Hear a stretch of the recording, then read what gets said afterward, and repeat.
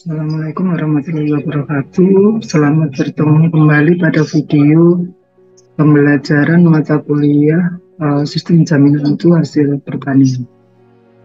Pada video kali ini kita akan membahas tentang GMP, Good Manufacturing Processes.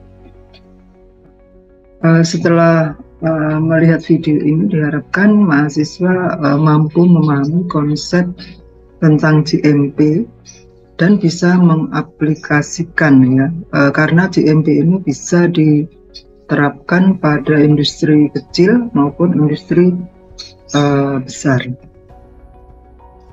Apa itu GMP? Adalah Good Manufacturing Processes, atau sering disebut juga kalau di Indonesia kan itu adalah CPPB atau cara produksi pangan yang baik.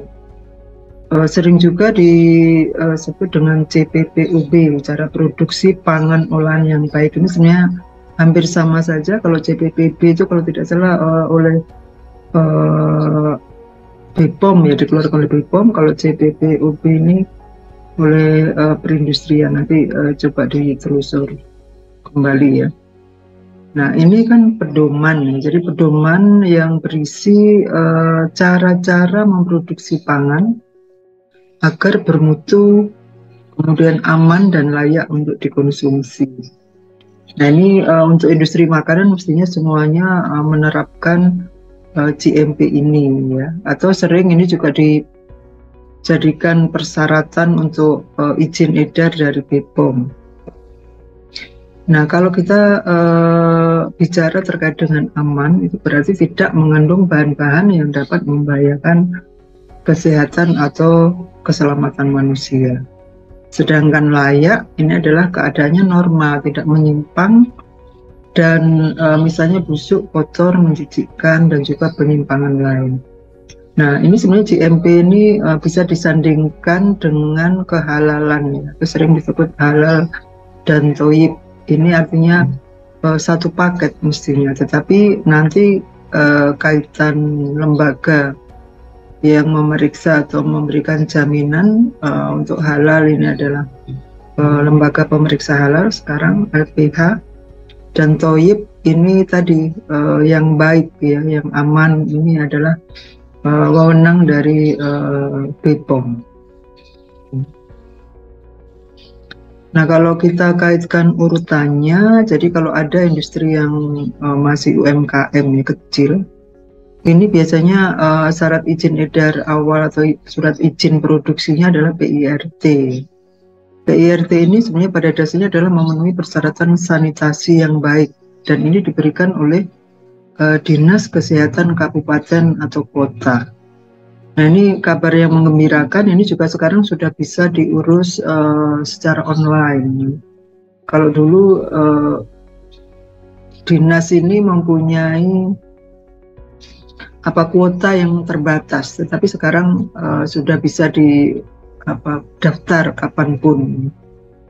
Nah, kalau ini SD-nya, maka kemudian lanjutannya ini adalah MD. Ini lebih persyaratannya lebih berat ya, karena terkait dengan fasilitas dan seterusnya. Ini harus menerapkan tadi GMP ya. Jadi bukan hanya sanitasi saja, tetapi juga agar tidak terkontaminasi oleh bahan-bahan tadi yang membuat produk tadi tidak aman. Jadi ini nanti meliputi mulai gedung, sanitasi manusianya juga, kemudian fasilitas dan seterusnya. Nah, ini diberikan oleh BPOM. Kalau mau lanjut lagi yang advance, misalnya untuk produk-produk yang mau diekspor, itu menerapkan sistem jaminan keamanan pangan, atau kalau secara terpisah ini adalah HACCP. Kalau secara satu sistem manajemen keamanan pangan ini ISO 22000. Nah, ini akan diberikan oleh lembaga sertifikasi ya, yang mempunyai ruang lingkup HACCP atau ISO 22. Jadi bertingkat ya. Jadi kalau UMKM cukuplah PIRT, tetapi nanti kalau sudah izin edar lintas provinsi atau beberapa produk yang memang misalnya dari hewani itu wajib mempunyai MD. Nah, ini ngurusnya nanti ke BPOM. Nah, pertanyaannya kenapa sih kok perlu pakai menerapkan GMP ya?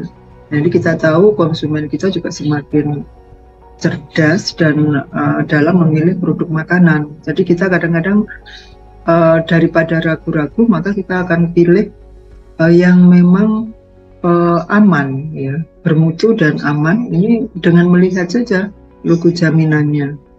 Nah, kalau tadi terkait dengan GMP itu nanti kalau sudah lolos sertifikasi, maka boleh mencantumkan label. Di dalam labelnya adalah MD nomor sekian. Nah, nomor sekiannya itu biasanya juga tertelusur, jadi ada kode-kode tertentu. Kalau produk itu diimpor dari luar negeri, maka setelah dapat sertifikasi juga dari BPOM, maka boleh mencantumkan kode ML-nya. Ya. Atau kalau untuk mutu yang sesuai standar SMI, ini nanti ada logo SMI, ada logo halal, ada logo organik dan seterusnya. Kalau sistem sertifikasi yang lain. Kemudian juga produsen ini harus bersaing ya, di dalam mutu dan harga. Tadi kaitannya dengan konsumen akan daripada mendapatkan produk yang tidak jelas mutu dan keamanannya, biasanya mereka memilih yang sudah ada logo-logo ini karena pasti ada jaminan. Kemudian juga terkait dengan persyaratan. Nah, ini pemerintah juga melakukan membuat aturan-aturan perdagangan, terutama yang antar daerah provinsi maupun antar negara. Nah, ini ada persyaratan-persyaratan tertentu. Salah satunya adalah tadi MD. Kemudian juga wajib untuk produk olahan berisiko atau yang hewani ya. Misalnya bakso, nugget dan seterusnya yang dikemas ya. Jadi bukan bakso yang dijual di warung. Kalau dijual di warung tidak perlu atau tidak wajib ya untuk menerapkan GMP atau mendapatkan MD ini. Tetapi untuk bakso atau olahan-olahan hewani yang dia diedarkan dalam kemasan, maka itu wajib ya. Jadi ada salah satu industri yang sebenarnya sudah cukup besar ya, karena produksinya tontonan dalam 1 minggu itu. Karena belum dapat MD, stop, tidak boleh lagi berproduksi sampai dia dapat lolos MD ini. Nah, ini kira-kira nanti aplikasinya di dalam di lapang ya, artinya di dalam masyarakat kita harus tahu nanti seperti itu. Nah, ini contoh penempelan kode MD tadi di dalam kemasan, pada kemasan. Nah, ini ada BPOM RI MD, ada yang MD saja misalnya. Nah, ini nomor sertifikatnya. Nah, ini tidak akan sama antar perusahaan ya, jadi ini nanti bisa dilacak di webnya BPOM ya, apakah ini benar tidak, sudah kadaluarsa atau belum. Nah, manfaatnya apa dengan menerapkan GMP ini? Akan menjamin mutu dan keamanan pangan, karena memang orientasinya adalah ini. Kemudian selain itu juga meningkatkan kepercayaan pelanggan. Jadi saya sampaikan ada jaminan sehingga pelanggan akan lebih percaya, lebih mendapatkan produk yang memang benar bermutu dan aman. Kemudian juga bisa meningkatkan image dan kemampuan perusahaan. Jadi bahwa perusahaan itu bagus, perusahaan itu memproduksi produk tadi itu tidak sembarangan memperhatikan mutu dan keamanannya. Kemudian juga dengan mendapatkan MD ini bisa meningkatkan kesempatan memasuki pasar nasional atau masuk swalayan atau nanti aman untuk memasarkan lintas provinsi. Kalau tidak sering lab PMHP ya yang kebetulan saya juga ikut di situ, itu sering mendapatkan sampel dari Satgas Pangan ya. Itu kenapa? Gara-gara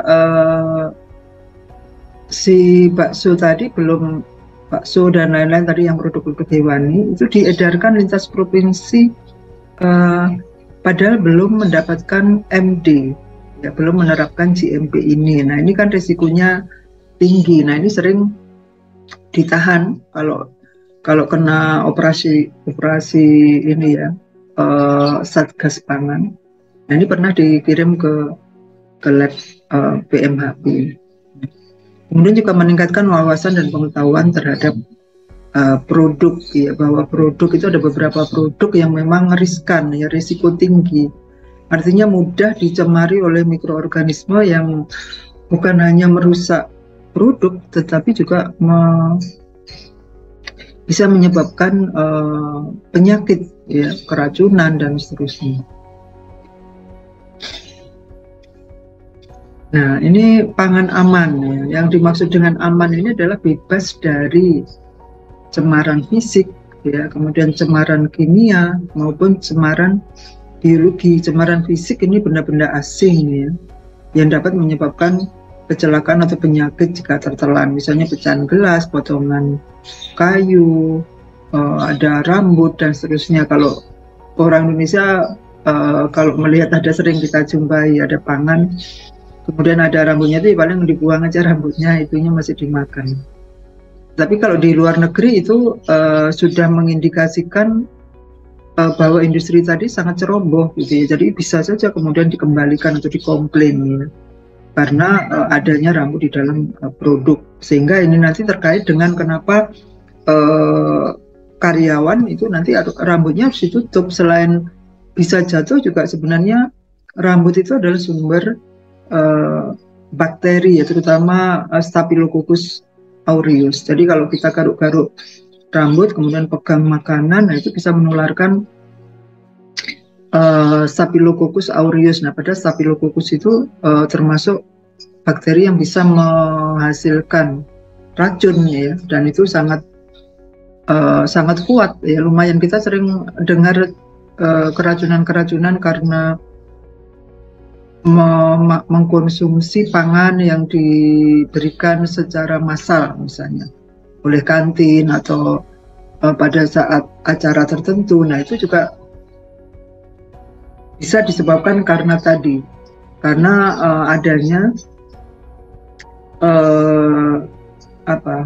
adanya Staphylococcus aureus yang berkembang biak dengan cepat pada kondisi tertentu, ya. Nah, akibat cara produksi yang tidak aman. Kemudian cemaran kimia dari mana saja? Nah, cemaran kimia ini bisa macam-macam. Dari bahan bakunya, misalnya sayuran yang banyak disemprot pestisida, atau juga bahan-bahan tambahan makanan yang tidak food grade, ya, atau yang dilarang, atau yang melebihi dosis, ya, atau logam berat ini karena luntur dari alat masaknya, ya. Alat masak itu sebenarnya yang bagus adalah stainless. Nah, kalau kita memasak masakan yang asam, kemudian ini pancinya itu terbuat dari misalnya aluminium atau yang mengandung logam-logam berat tertentu, itu bisa luntur masuk ke dalam makanan. Nah, ini dalam dosis tertentu akan bisa menyebabkan gangguan kesehatan. Kemudian cemaran biologi ini selain oleh organisme juga terutama yang membahayakan adalah mikroorganisme tadi. Apakah bakteri, kapang maupun kamir, ya, tergantung dari jenis makanannya. Yang bahaya itu kalau sudah bakteri, kemudian bakterinya patogen seperti Salmonella typhosa. Jadi karyawan nanti juga, untuk karyawan yang sedang sakit itu tidak boleh bekerja, ya. Kenapa? Karena dia bisa menularkan bakteri melalui kontak tangan, melalui makanan tadi. Nah, ini kira-kira gambarannya, bayangannya yang aman. Nah, ini kalau kita harus perhatikan, ya, bahwa bakteri ini bisa mengkontaminasi melalui tubuh manusia, peralatan, bahan baku dari air. Air ini biasanya E. coli, ya. Kemudian dari lingkungan yang tidak bersih, kemudian dibawa oleh tikus, kecoa, sehingga di dalam penerapan GMP nanti betul-betul ini harus diantisipasi ya, dicegah jangan sampai masuk ke dalam makanan. Kemudian juga kita tahu bahwa bakteri itu suka tumbuh di tempat yang hangat dan lembab ya, sehingga ini juga harus diperhatikan. Kemudian juga bakteri tumbuh di mana ada makanan dan peralatan yang kotor seperti ini. Kalau wadah-wadah bekas-bekas wadah makan atau masak yang kotor harus segera dibersihkan supaya tidak berkembang biak ya, karena ini media yang sangat bagus. Kemudian juga harus ada selang waktu untuk berkembang biak, sehingga kalau ini dibiarkan, nah ada beberapa jam begitu ya, nanti akan berkembang biak. Tapi kalau langsung kita bersihkan ya tidak sempat berkembang biak. Nah itu yang harus diperhatikan, berarti setelah digunakan peralatan itu harus segera dicuci bersih. Nah bagaimana mencegah pertumbuhannya? Nah, ini dengan pemasakan yang tepat, kemudian sanitasi tempat dan peralatannya bagus, kemudian antara bahan mentah dan produk itu tidak boleh bersinggungan atau berdekatan ya, karena biasanya bahan mentah ini bisa mengkontaminasi produk yang seharusnya sudah bagus tadi. Kemudian pekerja ini juga bisa jadi sumber kontaminan, oleh karena itu ya harus ada sanitasi pekerja. Nah seperti apa nanti. Kemudian memang kalau bahan itu perlu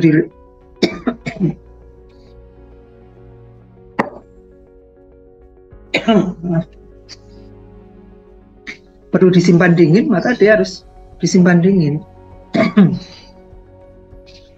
Nah kemudian ini bahan-bahan kimia yang ini dilarang, kemudian ini yang tidak boleh digunakan berlebihan. Jadi penggunaan bahan tambahan makanan itu juga harus ikuti aturan ya, dosisnya, jenisnya dan seterusnya. Nah ini benda-benda asing yang secara fisik ini bisa masuk ke dalam pangan yang diolah atau diproduksi ya. Nah ini cara kalau di industri yang sudah maju ini kebetulan saya sedang audit di Ciumas. Ciumas ini produksi olahan ayam segar ya, paling yang hanya diberi bumbu, kemudian dipotong, ada yang dipotong, ada yang ini. Termasuk perusahaan yang sangat besar karena mereka ini memasok semua resto ya, termasuk KFC, kemudian McD dan seterusnya, semua olahan ayam itu secara umum hampir semua dipasok oleh Ciumas, dan mereka juga harus mensertifikasikan. Kebetulan pas sebagai auditor pun masuk ya harus menggunakan pakaian lengkap seperti ini. Jadi pakaian khusus masuk ruang produksi, kemudian ini pada waktu itu belum musim COVID ya, sudah harus pakai masker, tutup kepala, dan kemudian jilbab pun ini saya ikat karena tidak boleh pakai bros ya, cincin dilepas semua. Jadi nggak boleh pakai bros, kancing, peniti. Jadi memang harus menghindari tadi supaya tidak ada yang lepas ya pada waktu kita bekerja. Nah ini satu contoh aplikasi di dalam industri. Nah ini kita lihat pegawainya juga seperti ini ya. Jadi mereka pakai celemek, penutup kepala, sarung tangan. Nah ini gambaran di industri. Kemudian apa saja sih yang atau ruang lingkup dari GMP ya. Nah ini apa yang diatur. Kalau untuk PIRT itu biasanya lebih sederhana ya. Jadi lingkungan saja, lingkungan produksinya bersih tidak, lantainya dan sebagainya. Tetapi untuk GMP ini lebih detail ya, lebih lengkap dan detail. Yang dipelajari adalah lingkungan produksinya, kemudian bangunan dan fasilitas produksi, kemudian peralatan produksi, suplai air, kemudian fasilitas dan kegiatan sanitasi. Jadi apa saja yang harus ada, misalnya cuci tangan dan seterusnya. Kemudian bagaimana pengendalian hama dilakukan ya, karena hama tadi bisa membawa penyakit atau kontaminan. Kemudian kesehatan dan higien karyawan ini juga penting diperhatikan karena memang kita sebagai manusia juga bisa menularkan, jadi menularkan atau mengkontaminasi produk, ya, sehingga mempengaruhi keamanan dari produknya. Kemudian bagaimana mengendalikan proses, ya, penyimpanannya, kalau dingin suhunya dipantau tidak, kalau pemanasan berapa seharusnya suhu dan waktu yang harus diperlukan di dalam proses tadi, dan seterusnya. Kemudian diatur juga terkait dengan label pangan dan juga penyimpanan, ya. Penyimpanan ini ada yang perlu dingin, refrigerator, ada yang perlu di freeze atau dibekukan, atau suhu kamar biasa. Saya coba menampilkan sebenarnya CPPB dan CPPOB, tapi ini sebenarnya kalau dicocokkan hanya penomoran atau pembagian saja, sebenarnya hampir sama, ya, karena apa yang disebut di sini juga sebenarnya tercakup di sini, jadi salah satu saja. Nah, ini kemudian di dalam penerapan GMP juga harus ada penanggung jawabnya yang bertanggung jawab agar GMP itu betul-betul diterapkan dengan benar dan dengan baik, ya. Harus ada penanggung jawab. Kalau di sistem mutu yang lain itu biasanya bagian mutu, ya, atau kalau di halal itu tim manajemen halal, ya. Kemudian juga ada dipersyaratkan juga bagaimana penarikan produk seandainya ini ada produk-produk yang ketahuan tidak aman. Ini harus ada sistem, jangan sampai menyebabkan tadi gangguan kesehatan pada konsumen. Kemudian bagaimana pencatatan dan dokumentasi. Nah, ini meskipun sederhana, setiap sistem mutu ini harus terdokumentasi dengan baik, ya. Kenapa? Karena ini nanti akan mempermudah untuk penelusuran. Nah, kemudian juga harus ada pelatihan karyawan, karena bagaimana karyawan paham, ya, terkait menjaga keamanannya apabila mereka tidak paham, ya, perlunya kebersihan, bagaimana tadi mengendalikan agar produknya aman dan seterusnya. Maka biasanya karyawan bisa dilatih secara internal, tetapi nanti ada yang penanggung jawab ini latihan dulu secara eksternal, yang mendapatkan pelatihan dari orang-orang yang kompeten di bidang GMP ini. Kemudian baru ditularkan kembali ke karyawan. Ini kira-kira bisa kita uraikan secara ringkas. Ini lingkungan produksi ini pada dasarnya harus bebas dari cemaran, jadi tidak berada di dekat pembuangan sampah misalnya, atau di dekat lokasi-lokasi yang mudah banjir, atau di tepi jalan raya yang lalu lintasnya cukup ramai. Nah, ini boleh sih, tetapi harus diatur agar debu itu tidak langsung masuk ke ruang produksi. Biasanya nanti arah pintunya dan seterusnya harus diatur sedemikian rupa, ya. Intinya adalah agar tidak banyak kontaminan dari luar, ya, yang masuk ke dalam ruang produksi. Nah, ini bangunan dan fasilitasnya. Ini kalau untuk ruang produksi terutama yang harus diperhatikan adalah lantai, ya. Lantai itu harus mudah dibersihkan, ya. Lantai itu biasanya akan lebih baik tidak ada, kalau di keramik itu kan ada sambungan-sambungan. Nah, sebaiknya tidak ada sambungan-sambungan itu. Kemudian juga di pinggir dindingnya itu tidak 90 derajat Celcius, tetapi agak lengkung sehingga mudah dibersihkan. Kemudian juga atap ini juga harus terbuat dari bahan yang tidak mudah menyerap air dan juga mudah dibersihkan, dan biasanya harus cukup tinggi.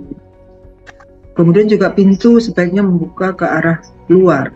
Nah, ini kelihatannya sepele, tapi ternyata ada maknanya, ya. Artinya kalau terjadi sesuatu di dalam ruang produksi, misalnya kebakaran atau ada yang bekas meledak dan seterusnya, itu kalau orang panik itu cenderung akan mendorong, sehingga mereka lebih baik pintu ruang produksi itu membuka keluar, sehingga kalau didorong mudah keluar, mudah gitu ya.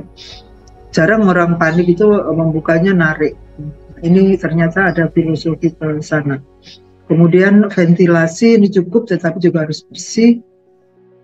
Kemudian juga harus ada tempat cuci tangan, kemudian ada perlengkapan PPK dan seterusnya. Ini tempat penyimpanan bahan baku juga harus terpisah dengan produk akhir tadi supaya tidak ada kontaminasi. Nah ini contoh contoh ini apa ya, IKM UMKM ini industri keripik yang ya tidak terlalu besar ya. Mereka tidak punya ruangan yang terpisah-pisah, hanya punya satu ruangan besar seperti ini, tapi ini sudah diatur alurnya ya, alurnya ini masuk di sini, ini penyimpanan apa namanya, penyimpanan kemasan. Kemudian nanti ini pisang, kebetulan pisang dikupas kemudian langsung dicuci. Di sini ada seperti sumur gitu ya untuk pencucian, kemudian dibawa ke sini untuk diiris dan digoreng di sini. Di sini ada tempat penggorengannya, kemudian setelah digoreng didinginkan di sini, dan kemudian di sini bagian packing atau penyimpanan ya. Jadi artinya tidak zigzag gitu, jadi alurnya juga harus mengalir tidak bolak-balik. Nah ini contoh ventilasi sederhana, ini karena dia cukup tinggi ya, ini sebenarnya sederhana. Kemudian supaya terang siang nggak perlu lampu, ini ada genteng yang pakai genteng yang apa namanya, kaca ya, yang tembus sinar sehingga mengurangi energi untuk lampu jika siang hari.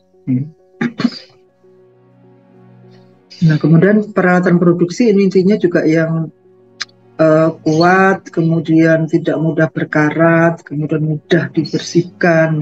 Nah ini intinya nih, terutama yang bersentuhan dengan permukaan yang bersentuhan dengan produk ya. Nah itu juga harus diperhatikan. Kalau bisa tadi yang kalaupun dari logam tidak mudah luntur ya, karena lunturannya itu bisa masuk ke makanan.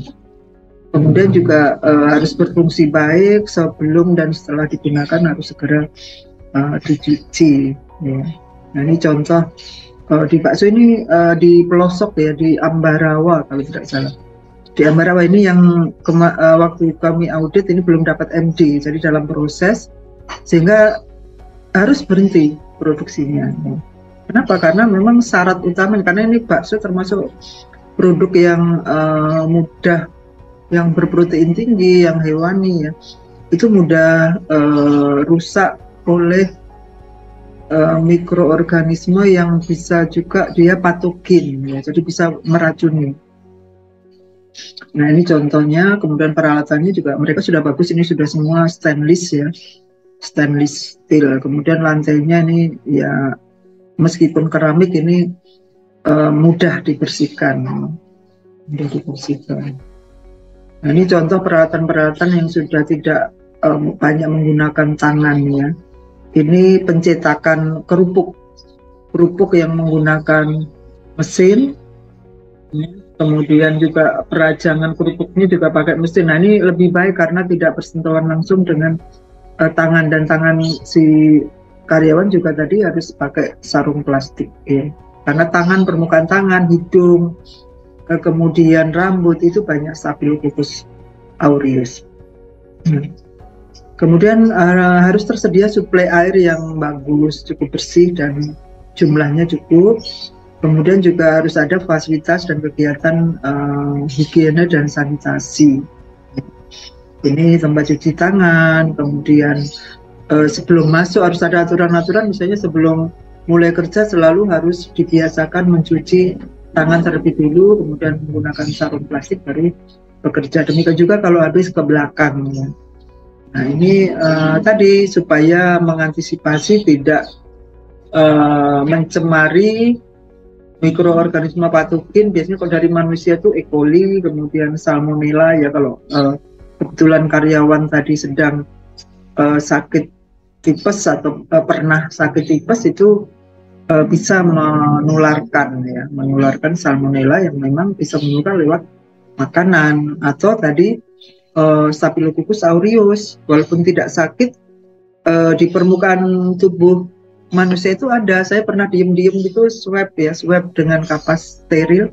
Kemudian kebetulan waktu itu Sotkos ada disediakan media untuk Staphylococcus aureus, jadi media spesifik begitu. Saya goreskan, kemudian saya inkubasi. Ternyata waduh, ada koloni-koloni hitam yang besar-besar. Nah, berarti kan memang betul ada di permukaan tangan, hidung ya, kemudian rambut itu. Kalau kita pegang-pegang, kemudian kita pegang bahan untuk produksi atau produk, nah itu bisa mengeluarkan. Nah, kemudian pengendalian hama ini penting. Hama tadi seperti tikus dan seterusnya. Nah, ini harus dikendalikan secara bijak ya, artinya tidak boleh misalnya di tikus misalnya, kemudian pakai racun tikus. Nah, ini bahaya juga. Kalau nanti mengkontaminasi makanan, ini kan repot. Jadi beberapa cara mencegah, misalnya dengan menutup atau memberi saringan ya, lubang-lubang terutama terkait dengan selokan. Nih, jadi airnya masih bisa ngalir, tetapi tidak bisa tikus lewat dari situ ya. Kemudian hewan-hewan peliharaan tidak boleh berkeliaran. Kemudian tidak boleh ada pangan-pangan yang tercecer, ini juga mengundang kecoa dan seterusnya. Kemudian hama diberantas dengan cara fisik, akan lebih baik cara fisik ya. Kalaupun kimia harus benar-benar aman ya, karena tidak boleh nanti mencemari makanan. Nah, ini karyawan harus menggunakan tadi peralatan-peralatan cuci tangan dan seterusnya ya, sehingga diantisipasi penularan bakteri-bakteri yang menyebabkan produk tidak aman tadi. Nah, kemudian pengendalian proses. Nah, karena tadi juga bukan hanya aman tetapi juga harus bermutu, maka harus ada pengendalian proses baik untuk tujuan mutu ataupun untuk tujuan keamanan pangan ya, mulai dari bahan baku. Nah, ini sudah mesti ditetapkan seperti apa bahan baku yang digunakan, jangan bahan baku yang sudah jelek atau sudah rusak dan seterusnya ya. Harus punya spek, biasanya ditentukan oleh perusahaan tadi. Kemudian harus ada formulasi atau komposisi untuk pembuatan produk ini supaya apa? Supaya konsisten. Ya. Komposisinya harus baku. Mungkin ada satu atau lebih formula ya, misalnya kalau menentukan mutu 1, mutu 2 itu juga boleh. Tetapi artinya untuk formula tertentu tadi, untuk mutu tertentu tadi harus sama ya. Jadi mutunya tidak berubah-ubah. Nah, ini juga harus dicantumkan. Kemudian penetapan cara produksi, SOP-nya harus dibuat ya. Jadi misalnya mencucinya bagaimana ini, misalnya dengan air mengalir, biasanya dibuat diagram alir ya, tebakan alir ya. Kalau misalnya pemasakan ya harus acek ya, lamanya berapa, suhunya berapa begitu, sehingga kemudian kalau ditambahkan bahan-bahan tadi, bahan-bahan tambahan pangan itu juga jumlahnya tadi harus sama, kemudian kapan memberikannya juga harus sama ya. Kemudian ini penetapan jenis, ukuran dan spek kemasan, keterangan produk ini juga harus mengikuti aturan yang ada ya. Nah, ini biasanya di dalam pelabelan juga ada aturan, harus ada nama produk, daftar bahan yang digunakan, berat bersih atau isi bersih, nama alamat yang memproduksi, tanggal bulan tahun kadaluarsa, ini juga wajib ya. Kemudian kalau sudah dapat PIRT dicantumkan, kalau sudah ada MD juga bisa dicantumkan. Kemudian bisa juga dicantumkan kode produksi ya, ini sebenarnya untuk ketertelusuran. Dan juga yang terakhir halal ini juga sudah wajib, maka juga harus dicantumkan label sertifikat halalnya ya. Penyimpanan, nah ini penyimpanan tergantung dari bahan atau produk, apakah memerlukan suhu ruang atau suhu dingin atau suhu beku. Nah, ini tergantung produknya, yang penting harus bersih ya. Kalau ini harus ada palet ya, palet supaya tidak kontak langsung dengan lantai. Ini contoh-contohnya sederhana. Ini pakai rak-rak seperti ini kalau untuk bahan baku juga bagus, mudah untuk mudah untuk mencarinya. Contoh penyimpanan di industri kecil ya, rumah tangga ini. Nah, ini cukup mudah dibuat ini, meskipun cuma di pinggir begitu ya, tidak di ruang khusus, tapi juga sudah benar ini dengan diberi palet ya, supaya tidak bersentuhan langsung dengan lantai. Untuk bahan berbahaya tentu harus terpisah. Untuk label dan kemasan juga biasanya dijadikan satu begitu ya. Kemudian peralatan-peralatan juga dijadikan satu. Nah, kemudian penanggung jawab ini tadi bertugas untuk memantau atau meyakinkan atau menjamin bahwa sistem tadi dikerjakan dengan baik. Kemudian kalau ada sesuatu yang tidak norma dan seterusnya, maka penanggung jawab inilah yang bertugas untuk pengawasan, untuk perbaikan dan menegur dan seterusnya. Kemudian penarikan produk ini seandainya terjadi sesuatu ya, ini juga harus ada mekanismenya. Jika sudah terlanjur dipasarkan, kemudian ternyata terbukti bahwa produk tadi kurang aman, maka harus ditarik.